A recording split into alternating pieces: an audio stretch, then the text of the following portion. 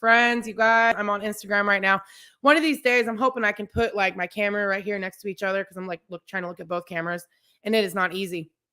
But I'm trying to be more consistent with videos on Instagram. I do a lot of like content as far as like sharing podcast stuff, but I go live on Facebook and everything every week. And so I want to make sure I'm going live on YouTube or Instagram as well. Anyway, you guys, it has been an ass-kicking week, okay? And I don't know if that's going to screw up my algorithm, but I don't really care because my algorithm's already screwed. You know, when you share things that they don't want you to share, they crush your algorithm, and it sucks, and it's stupid, but that's just the way it is. So my algorithm's already toasted, so whatever. But I've had an ass-kicking week this week, and not in a good way. You guys, you know, when your thoughts are all over the place, like mine have been, you're going to feel it, okay? And, you know, me and my son were talking about this yesterday. Just how you are not your thoughts. All right. But I want to share an experience I had with you guys and then just kind of some scriptures that the Lord encouraged me with. Gosh, I hope I'll be able to find them. So this week, I got a message from a very well-meaning person in my life, you know, not really like in my life physically, but we know each other from social media. And I got a message and it was, okay, Ashley. And this person has had success with their social media stuff, their YouTube, their, you know, everything that they're doing, right? So I trust this person that's going to give me good advice to help me with the stuff I'm doing, okay? So I trust this person's advice because I see the results they have and I'm like, okay, you know, I should take their advice. However, this is where the story comes in. So got a message, hey, Ashley, you know, I just checked out your YouTube channel. You should think about, number one, making your videos shorter and doing thumbnails. And I was like, okay, I get it. And he's like, you know, unless you're just trying to get on there and share with people whatever the Lord has you sharing. And I was thinking about what he said. And I was like, all right, you know, and I thought about my own goals right now. I don't know if you guys know, but I'm in the process of getting a book published with Trilogy Christian Publishing. They are the publishing company for TBN. You guys know who TBN is, the really huge Christian broadcasting network that's all over, you know, cable, which I don't even know if people really have cable anymore, but TBN's a huge Christian platform. And they have a publishing company called Trilogy Christian Publishing. I nailed a contract with them the end of December. I have been trying and praying to get the money for the contract. They blessed me with the contract, which was great, but I still have to come up with the money for the book to be published. And that has been my biggest priority. I believe that this devotional that I've written for you guys can change your life if you're ready to change your life. It's called Nuggets of Truth, and it's about digging up the soil of your own life. You know, I kind of had that revelation a couple years back. I was getting ready to do a video and I was thinking about what I was going to talk about. And I was just like, you know what, Lord, maybe I just need to read more books. You know, maybe I need to read more and learn more and all this kind of stuff. And I looked over at my bookshelf and it was like, Ashley, it's already in you. And I thought about it like, you know what? Every person that you know, follow in terms of like trying to learn, you guys, sorry, my hair's stuck on my earring and it's like bothering me. It's like, there we go. Every person that we follow, whether it be social media, books, you know, most of the time, the reason you're going to read a book or take a class is because you're trying to gain some skills or insight or tools to accomplish something that you want to accomplish in your life. Okay. And so that's the reason I read books. I'm looking for insight. You know, there was a period of time where I was in a lot of pain and I needed some healing really bad. And that was really the birthplace for Nuggets of Truth. I started digging up my life. I started facing the barriers and the things that were getting in my way. And I started, you know, reading books and different things. And the Lord was bringing resources into my life that were healing and changing me. And, you know, so I went on a journey. So I wrote Nuggets of Truth. It was basically just out of my own journals, you know, my own things I was thinking about, my own struggles I was having, how I was thinking about it.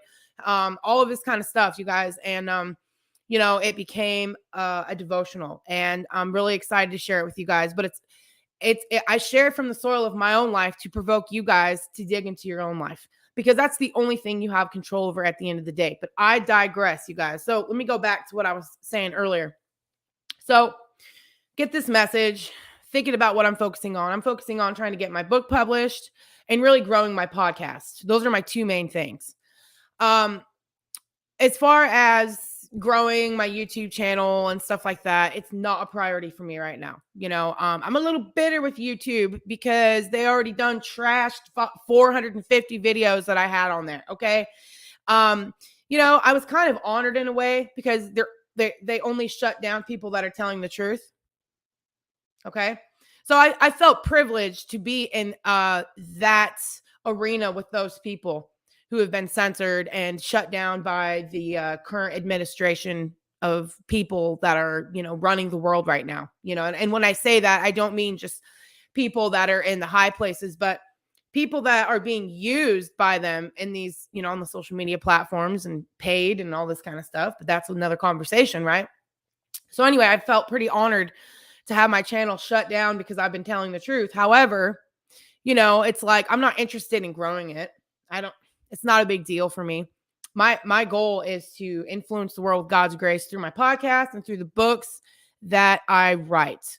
All right. I love doing live video because I love, connecting with you guys and you guys can see me and, you get to know me a little bit more, but it's not going to be my main, focus at this point in my life. However, anyway, so as I was thinking about all that, I just got super discouraged. I was like, you know what?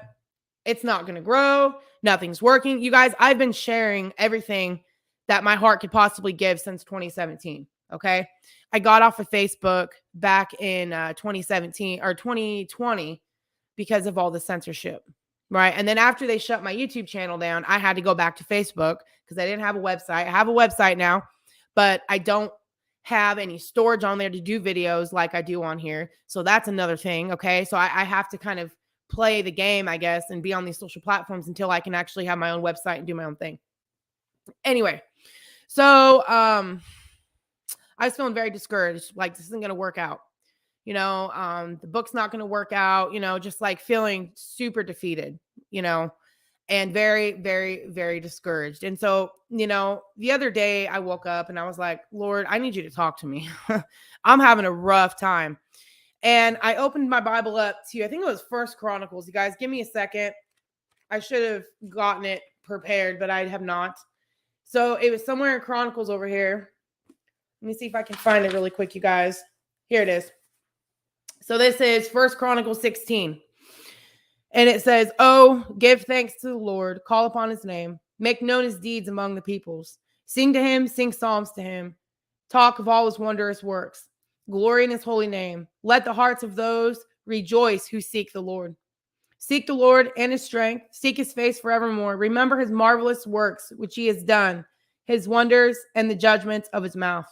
And then it goes on in verse 14. He's the Lord our God. His judgments are in all the earth. Remember his covenant forever, the word which he commanded for 1,000 generations, the covenant which he made with Abraham." And I'm going to be doing another video with you guys talking about why that's so significant for us.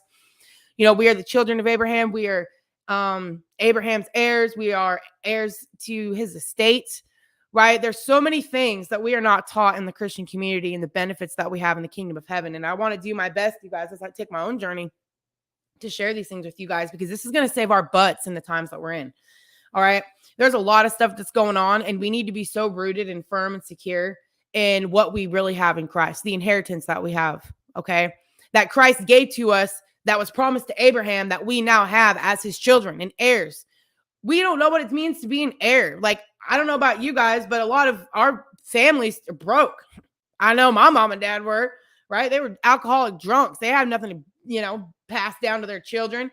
And we live in a generation where families are not necessarily thinking about that. Now, I know there are people out there who do. I'm talking to the majority of, like people who grew up where I came from. Our mom and dad, I'm sure like in their minds, they were thinking like, I want to leave an inheritance for my children, but they were not living that way. Okay. So now we have to do the hard ass work to repair ourselves so we can actually leave something to our children. Now, one of the things that I want to leave to my children is a blueprint for living, wisdom in every area of their life, know how to flourish in their relationships, know how to have a real solid well-being, firm, secure, steadfast, know their character, know their values, have the skills to have really good relationships, have their money together, be able to take care of themselves, like take complete ownership for their life so they're never at the mercy of the things outside of them. Okay. So anyway, I was looking at this and I was just like, wow, Lord, I need to be thankful for all you've done, Lord, and forgive me for not being thankful because I wasn't feeling very thankful. I was stuck in my emotions. You guys ever get stuck in how you feel? Because your mind, your thoughts are just all over the place. And that happens with me, you guys. My thoughts just get all over the place. I start feeling a certain way and I can feel discouraged, defeated. And it was like, you know what? I just need to be thankful. And I had to remind myself of that. I said, Lord, thank you for all you've done. And, you know, in my life, me and my husband have been talking about this week. We've realized how much, because of the things we've been through, we've really seen a lot of God's glory in our life. You guys know what glory means? Glory is just exalted reputation. I've seen God's reputation in my life because of the lack that I've experienced. God has supplied all of my needs. He really has. And he's done way more than I could ever think or imagine, you guys. I've shared with you the story. Do you guys remember the story I told you guys when I moved to Tennessee? All right. You guys got to watch that video again. It was amazing, the things that the Lord has done for me and my family over the years. And, I could do another video talking about that, but basically it was like, you know what, be thankful and can continue to talk to people about what God has done for me. Right. That is something that I need to keep in my forefront. And I remember when the Lord was talking to me about moving out here, that the enemy was really trying to like snatch that away and discourage me. And it was like, I was like, Lord, how do I fight? Right. How do I fight the word that you've given me a word. God's, he gave me a word. He gave me a revelation. And then it was trying to get snatched away. And it was like, worship is a weapon, right? So spending time in worship, being thankful. These are part of us defending ourselves and really being on the offense as well. That does prepare you for the days that you get hammered on, by the enemy when he's coming at you. And I was talking to my husband this morning. I haven't always been very good about that. There were times where I would either take it way too personal. You guys ever take your thoughts way too personal or like own them so much, right? And not really understand that there is a war that we have, a war against words, right? It's like, excuse me, when the serpent came into the garden and he was talking to Adam and Eve about what, doing this or that, and so sometimes because I can be so in my own head, I don't always recognize when the enemy's coming. And so I can take it way too personal, but it's like there is a war that's going on and we have to be able to hold on to the things that God has spoken to us. All right. That's part of, really maturity in that way. But anyway, you guys, I just want to share that with you really, really quick is, if you have been struggling like I have this week, your thoughts are all over the place, you're feeling defeated, you're feeling discouraged, remember to be thankful for all that the Lord has done for you. Like meditate on that, and continue to do that. And, sing to the Lord all the earth, proclaim the good news of his salvation from day to day. And I've shared with you guys many, many times what salvation means. Salvation is any means of deliverance from danger, evil, or ruin. And God will do that for us on a daily basis. You guys, this word is supposed to be experienced every day, throughout the day, or what does it mean to us? This word is what we're expecting to get us into heaven. This word is what's going to be what gets us through this life. Okay. And if you think about it, when God told the Israelites that he was going to deliver them, right, and take them to the promised land, it was his word that delivered them. It wasn't anything else. God's word still prevailed when the Israelites were having to watch everything that was going on with Egypt, right? All the plagues. They're probably wondering like, Lord, when the hell are we going to get out of here, right? We're still stuck up and out here in Egypt and we got to watch all this happen. You guys, there's going to be things that we're going to have to watch happen and it's not comfortable, okay? But here's the thing. God's people will be okay as you watch things that are not easy to watch. Like I said, do you think it was easy for the Israelites to watch what was going on with Egypt? No, because then they took it out on them too. You know what Pharaoh did, made their work harder, right? But we have to remember what God has said to us. And if you don't know what God's saying to you, you need to spend some time in his word. You need to spend some time in his presence. How do you spend time in the presence of God or anybody? Let's just keep it on, let's start in the physical realm and we can move to the realm that God lives in, okay? You are in someone's presence by acknowledging their words, right? Someone comes into the room. How do you know they're there? Sometimes you can like literally hear them, right? Sometimes you can feel it, right? They don't say anything, but they walk past you and you're like, oh, whoa, what the heck? Oh, you scared me, right? You can hear them. You can smell them sometimes. Good, bad. You guys get what I mean? So you're in the presence of somebody by, what you're feeling, what you're hearing, all of that. You get in God's presence, especially because God is spirit, by what he says. Okay. So you have to literally live in the presence of God every single day. All right. And that means living by the words that he's written in here. Number one. Okay. You've got to start planting the seeds, but then you need revelation. Okay. You need revelation from the Lord. You need him to reveal what the heck he's saying in this book. Right. And that's why you need the Holy Spirit. God will give you insight to the things that he says. It's like, I don't know if you guys have read that scripture in Corinthians when it says, who knows the thoughts of a man unless you have the spirit of that man? Okay. You don't know the thoughts of God unless you have the spirit of God, but you need God's spirit in you to break down his thoughts and give you understanding to what he's talking about. Have you ever had this problem before? You're talking to somebody, you're having a conversation with them, right? They have their words they say, you have your words you're saying. All of a sudden there's conflict. You're like, what is going on here? And here's where we get into trouble. You think they mean this by what they said, right? Let me give you guys a little quick lesson in communication that I learned a few years ago that's been very helpful for me in my relationships. All right. So their conversation is two people, right? So if I'm talking to you, I have what I want to say to you. Okay. What I want to say, what I intend to say. And then the words that I actually said. The intention and the actual words sometimes don't match up. Y'all ever had that experience? Right? So you have what you intend to say, what you actually said, but then you've got the other person on the other side of this who's hearing what you said and then has their own conclusions. Have you ever had a conversation with somebody and their conclusions did not match your intention? Boom. That's where conflict comes, right? So now that's the same thing with the Lord. You have to learn how to understand his intentions with the things that he has said. Do you know how many people have interpreted what God has said to the point of burden and judgment and shame and blame? And their Christianity is completely worn out. You guys, I'm the first to testify. I lived my Christian life in a prison, okay? And that's why you got to get nuggets of truth when it comes out, because if you are a Christian and you have living under the burden of your Christianity, right? Even though Jesus said he's come to set you free, then this is going to help you get free, because I'm going to talk to you guys about what I've been through, how I interpreted things.